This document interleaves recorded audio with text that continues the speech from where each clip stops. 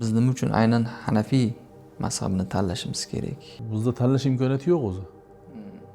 Bizda 4 ta mazhab hammasi joriy bo'lsa ekan, bittasini tanlab kelsa bizni tug'ilgan bolamiz. Bizda tug'ilgan bola o'rnidan turadi, aqlini taniganidan boshlab otasi Hanafiy, onasi Hanafiy, shunga ergashadi majbur. Boshqa chunki bundan boshqacha bo'lishi mumkin emas. Sababi insonni ilm bilan hayot kechirishlik, ilm bilan amal qilishga buyuradi Qur'oni Karim.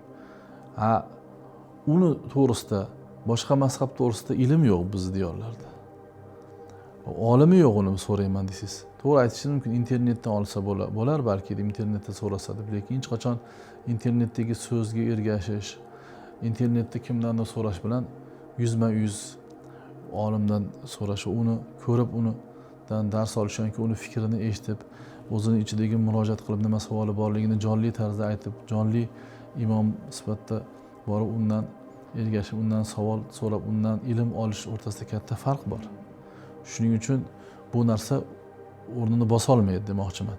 Ya'ni kitob bo'lsin, internet bo'lsin, uzoqdagi vositalar orqali gaplashish bo'lsin, to'g'ridan to'g'ri uyingizda, ota-onangiz, ko'chada imomlar, odamlar qilayotgan ishga ergashishlik bu haqiqatda ilmga ilmiy asosda ergashishlik hisoblanadi.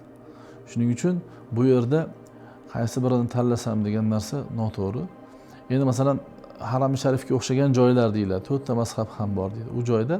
U joyda misol siz Shofiy mazhabni ilmi ham bor, Hanafiy mazhabni hammasiniki bor. Bittasiga ergashib ketsangiz bo'ladi. Lekin bir mazhab joriy bo'lib, ming yillardan beri amal qilinib kelayotgan bo'lsa, u joyda boshqa mazhabnikini olaman deyishlik noto'g'ri bo'ladi. Buni katta imomlar ham, Ashraf Ali Tahonaviy, boshqa imomlarning fatvolarida ham ko'rishimiz mumkin. Chunki siz to'laqonli dinga amal qilishingiz cheklanib qoladi. Siz o'zingizni yurtingizda bo'lmagan mazhablarga ergashaman deydigan bo'lsangiz.